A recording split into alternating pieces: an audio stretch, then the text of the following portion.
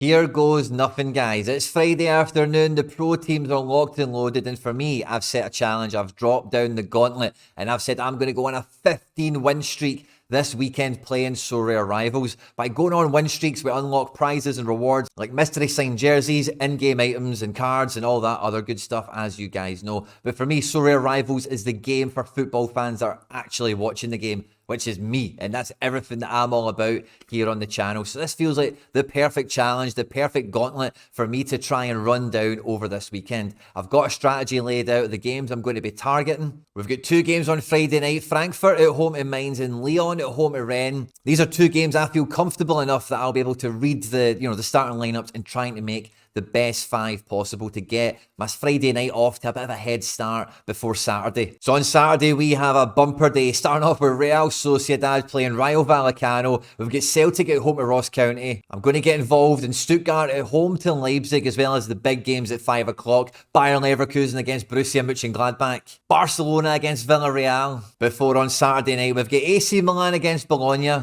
Mallorca at home to Real Betis, and the Beat Nico challenge match of the weekend, Marseille at home to Monaco. We could be ending Saturday on a 10-win streak, which sets up a prime time Sunday. And Sunday afternoon, there'll be a little bit of Celta Vigo versus Girona to get us on to 11. And then Sunday prime time, we've got three massive games we'll be watching on the channel. PSG versus Brest, Fiorentina versus Inter Milan, and Atletico Madrid hosting Valencia. If we can gun all of those games down from Friday to the weekend, that leaves us with Monday night, Getafe playing Granada. I'm recording this video before anything's happened, so I've got no idea how all this is going to shake out. I hope you enjoy the video to see the highs, the lows, the good decisions, the wrong moves that were made, and everything else in between. Anything that we win, there'll be a giveaway at the end of the video, so make sure you stay tuned, hit the like button and subscribe for more content like this, and get into the comment section and let me know what you think the biggest blunder of this video was, or the biggest masterstroke, depending on how the video shakes out. If you haven't even started playing Sorare Rivals or anything like that, to download the app and open your account today with all the new stuff that all the new customers get,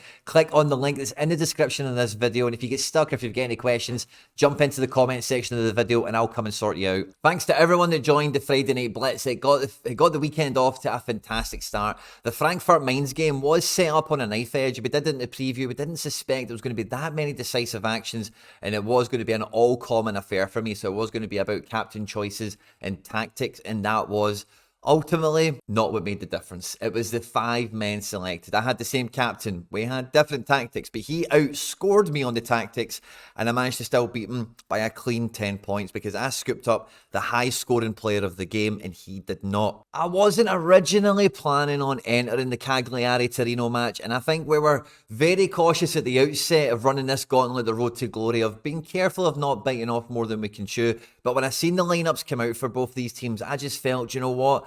I think I can see where the high-scoring players are, and I think I can get them into my team. And really, no matter who I come against, we should be taking them to the sword. And in this game, guys, it was super tight. We beat the guy by less than 2 points. He nailed his philosophy. We nailed our philosophy. And what was the difference? It was the goalkeeper. Maybe the captain choice could have been better from me if they made it a bit more of a decisive victory. But all the same, the better goalkeeper choice is what reigns supreme here.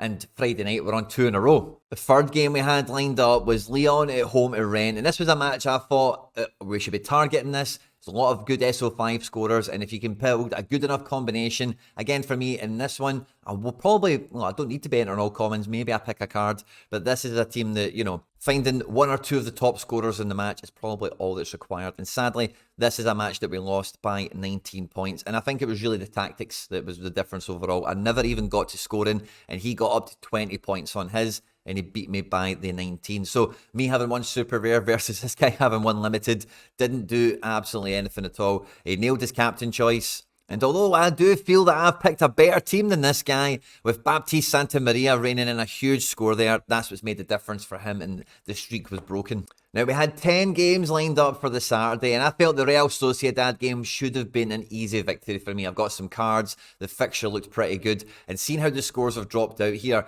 this game did not go according to plan whatsoever. The starting 11 was unpredicted on a few different levels, and the way the game actually went, it was a 0-0 draw. Not very conducive for fantasy football, and I was undone by 73, 78 points, something quite significant. This guy got a little bit ahead of me on the tactics, but we still scored the same amount of points. He had way more pro cards than me. And for him being 73 points ahead, I think that's really what's won it here for him, because unfortunately when it's 0-0, there's not really any decisive actions. I know some guys have got some 70s for last man tackles or goal line clearances, whatever it was that came in for one or two of them, but when there's not that many scores to go round, the card will just rain out supreme in most cases. So we've not got the streaks up and running yet, and we come to Saturday 3 o'clock. We did a watch along on the channel. We had Bayern Munich at home to Augsburg kicking off at 2:30. Now, when the starting 11s came out, we kind of knew some of the surprises that Bayern were going to have. No Kimmich, no Upamecano, etc, etc. And it was kind of hard to foresee where are the bigger scores going to come. And we all expected this to be like a Bayern attack fest more than anything. But you always do have to have a rein of caution and think, right, well, when Bayern do kick on, maybe one guy smashes 100 and a couple other guys get a couple of good scores. It's not normally, this season anyway, the entire team absolutely crushing it. I'm obviously biased and I'm going to be picking my Leon Goretzka super rare, which is going to put me against other teams with cards. And I only beat this guy by just under 8 points.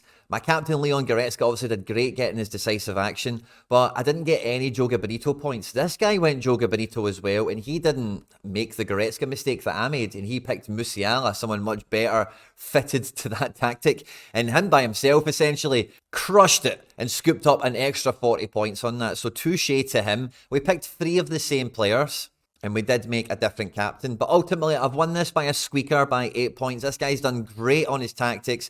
He's done great on his selection as well. But ultimately, me having Alphonso Davies in as the second defender ahead of Matthias de Ligt has been the difference between the two. So GG's on me. Also at 2:30, we had Leipzig playing Stuttgart. And Stuttgart won this game 5-2. Look at the scores that rained in. Undav on a 99, and then there's a few other guys here like Enzo Milo on a 71, Furyk with an 87, and not that many very good Leipzig scores. Guess what team I backed? Leipzig, and so did this guy for the most part, but I played my limited Benjamin Sesko, which is going to put me into the pro card sphere. I should be terrified. I come up against a guy with 2 rares, but we both made the same mistake. We both played Mohamed Simikan, and he got a penalty conceded, and he absolutely just sucked. He was on like 10-1. He was on like, obviously finished the game with 0. He was absolutely sucking but big time. And at halftime, I just thought, you know what? I'm just going to rip off the band-aid, and we made a sub. I know that when I look at the bench, I know Benny Henriks is going to come into this game at some point. And even when he does, he'll be on 25. Simikan's on 11 or 5 or whatever. He was really diving hard, and the sub automatically is going to overtake me. I made that move halfway through the game. We had different goalkeepers. Mine didn't concede 5. We had the same striker. We had the same common captain. But ultimately, the difference hasn't been the cards. He's got a rare on 85. I've got a limited on 78. It's not been the tactics. We've crushed out on both of them. It has been, again, the goalkeeper selection. And in this case as well, being on the game and making an active substitution, reading the writing on the wall. A guy is just dying on his feet. And then we come to Celtic, which should be my 3 in a row, should get us up and running, and the game should be an absolute killer. Unfortunately, we only won the game 1-0. The SO5 scores overall do look pretty impressive, and with the cards I have, really I should not be losing here. This is a situation you don't want to come up across if you are playing with your pro cards. It's coming up against a bunch of red, blues and blacks. So this guy really didn't have a chance against me. I did also crush him on the tiki-taka. But yeah, this guy was doomed, and that locked us in for 3 in a row. We got our first win streak, our first reward box of the gauntlet locked in. And what did we get? Tickets. We're then kicking on. Barcelona-Villarreal is a game I'm feeling confident about. Villarreal have been really bad for a while, and as long as you can see the Barca team, you can get a feel of who might be important in the game and who might influence the outcome. Now, spoiler, you guys probably know how the game went at the weekend. Villarreal won 5-3. It was a topsy-turvy game, real roller coaster for the last 20 minutes. And in an all-common affair, I managed to crush my opponent, JJ Sorare. We had some similar choices. Ultimately, the difference became Captain Lamine Yamal making the difference for me. And picking Frankie de Jong over someone a bit more appealing, knowing I'm going to be picking Tiki Taka, just helped me make sure that I climbed up that progression bar as much as possible. Sadly, we were 4 passes off of, just touching it over the top and unlocking that all the way. but we've still won the game pretty convincingly. So it's not just about picking 5 great scorers, but it's also, you know, if I can get a Frankie de Jong to contribute 71 successful passes, then he alone is going to be contributing, you know, a huge proportion towards these tiki-taka points. And in which case, like if he did just break into the 60, it wouldn't have saved this guy's team. So we're on for 4 in a row. We've got Bayern Leverkusen at home at Borussia Mönchengladbach. The team is out, and look at these scores. And I felt very confident when this team came out that I could pick the best scorers in the game and I would beat any opponent and get my 5-win streak unlocked. But sadly, it wasn't to be. I lost by 21 points. I had rare Florian Wirtz, and he had a limited card of the Borussia Mönchengladbach keeper. We both had Captain Grimaldo common. We both went with Patrick Schick. But what I thought was going to really give me the edges, I went with Nadim Amiri, who was that little bit cheaper and would allow me to get in the Leverkusen goalkeeper and get my Florian Wirtz in. And Nadim Amiri dropped in a lovely score. 32 on all around. It was just like the good old days, seeing wee Amiri come in there and really shine. So I was buzzing about that. And I was just praying for one more shot from Wirtz, from Schick, from anyone. Grimaldo, I didn't care who it was. One more shot would have got us 20 more points. Depending on who gets the shot, of course, their AA is going to go up by a couple of points. And then we would have also got the additional 20. And we would have won 5 in a row here. But it wasn't to be. The streak was broken again. So we then went into the Beat Nico special event match of the weekend, Marseille versus Monaco, and this game was absolutely bananas. Now, as you can see here, 2 red cards for Monaco, but lots of decisives, lots of good scores in their team. And I lost 4 out of 23 head-to-heads, but I managed to win the most important one, the arena one. We won it by 12 points in the end. We got to the same point with the same tactic on gegenpressing. I went all Monaco, he went all Marseille. And I had Maripan in my team, and I learned my lesson from Simikan. Maripan gets sent off, he's on 11 points, and I'm looking at the bench, and I'm thinking, cool, if I get somebody off the bench, I'm scoring more points than Maripan straight away. I was already beating the guy quite considerably, so I thought, lose 11 points to gain 14 later on. Let's just do it. I wasn't watching the match, I was out with the family as well, and I just looked at their bench. There wasn't that many players that make regular first-team appearances, and I thought, I'm bringing on Idan Diop, not knowing the player, his play style, position or anything. He just plays all the time from the bench or from the start, and he never even came on. He DNP'd entirely, and I still managed to just about squeak a victory in this match thanks to Captain Golovin. Again, picking the best 5 players, best 4 in this case, ultimately was good enough to get us back on a new win streak.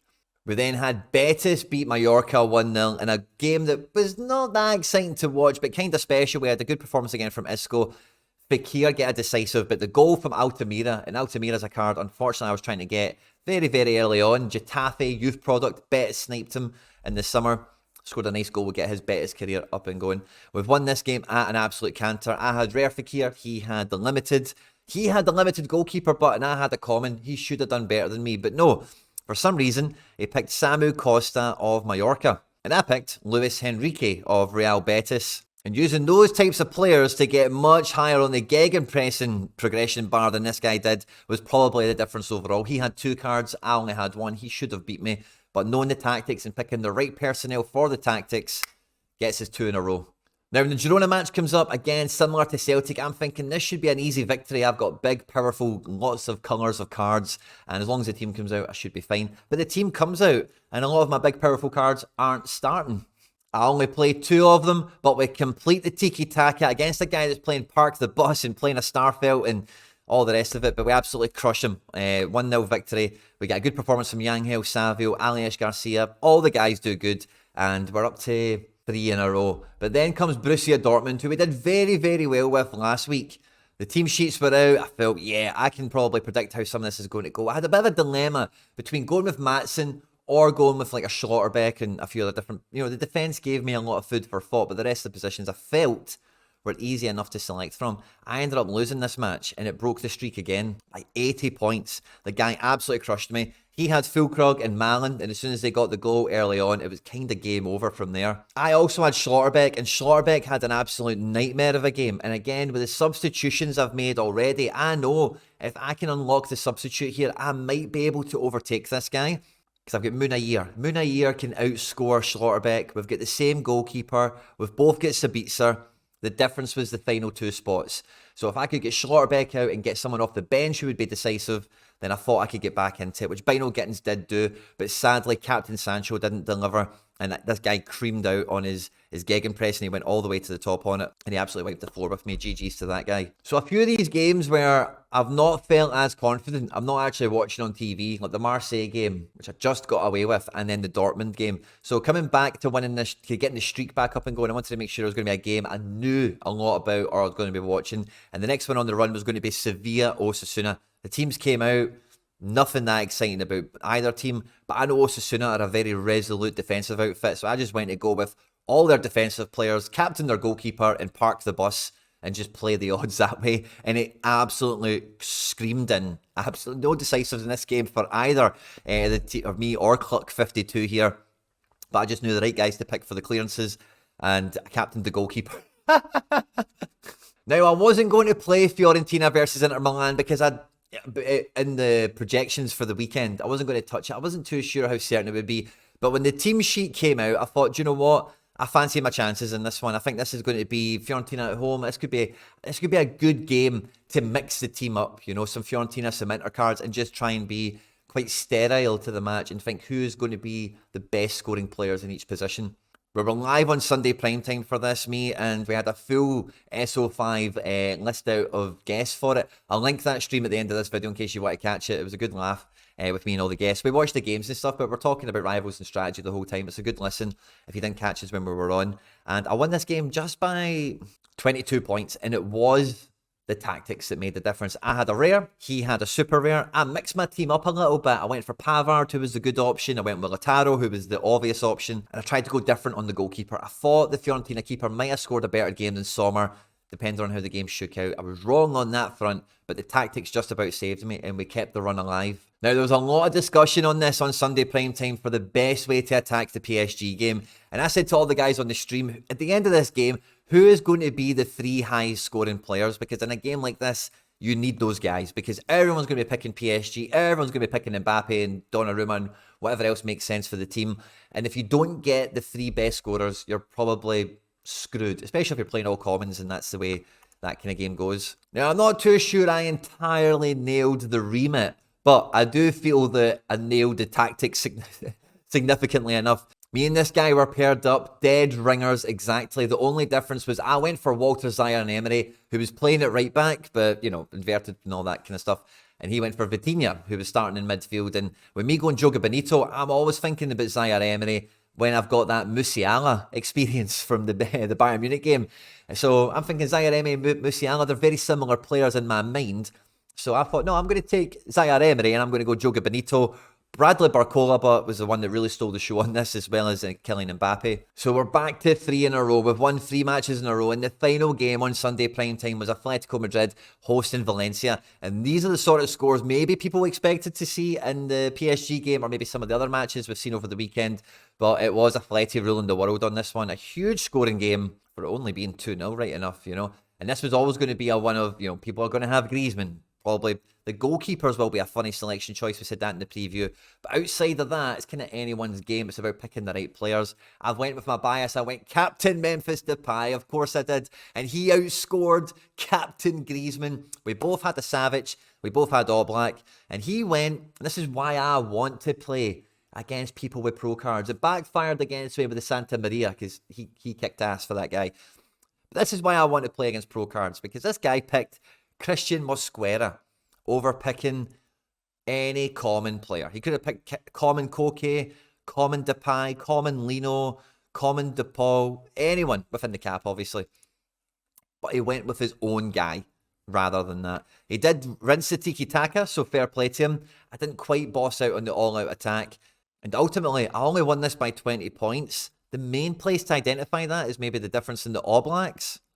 We've both got DePaul, but he outscores me on the Griezmann, and we're matched on the Savage. So is it really Memphis Depay? Memphis Depay captain versus Mosquera and maxed out tactics. the best player is the best thing to pick. So that left us with the final game of the weekend programme. Getafe at home at Granada. I've got some cards. I know Getafe inside out, and I thought this is just the perfect way to finish the weekend off. My Sorare Pro lineups were very dependent on some of the things in this match as well. For any of the members that caught the little stream that we did for it. And needless to say, guys, we went out there and we won. I went gegenpressing. I tried to lean into the defence element of Getafe with Jenny and Maximovic. I know they're dual monsters. I was tempted to park the bus with those two. But from the start, no Unal. It's got to be Captain Greenwood and Borja Mayoral. And that was ultimately the difference. We both had Mayoral. We both had Jenny and Maximovic. He had 2 pro cards. I had 1. But the difference was I picked up Rico. I picked up Mason Greenwood. He picked up Rico. And, you know, the difference in the victories there to be seen. And we've got 5 in a row. Win streak unlocked. And we've got a prize. And what did it become? More arena tickets. So now, guys, we are set up. We are currently on a 5 win streak. We're 2 off the 7. And we've got 5 days and 6 hours before this thing resets or puts us back to 0. I'm not too sure what happens at the end of the timer, but the clock is against us. And this might be part of the secret of really getting these big win streaks. We've tried to hammer it in over a weekend. I was so close to doing it. How many games did we actually lose over the entire weekend? Like 3 or something like that? I've now played a total of 35 Rivals games and I've won 30. So that means for every 7 times I play Rivals, I win 6 times. That's a really good win percentage that I'm pretty chuffed with. Let me know what your win percentage is or whatever in the comment sections. I don't know how good that is. But I'm now lining up the rest of the week. Where's my next 2 wins going to come where we can get another reward box and maybe finally we'll be pulling a card that we can give away to one of you guys. This has been the first episode of the Rivals Road to Glory that we're going to be doing on the channel. If you want to see more content like this, then hit the subscribe button, get into the comment section and let me know that you enjoyed the video, what you liked about it and what you're hoping to see next week when we come back to see how we have tackled the run to 15 wins in a row. I hope you've enjoyed this one, guys. On screen there now is some other stuff that I've made that YouTube thinks you might enjoy. And I'll catch you on the next one. Take care. Bye-bye.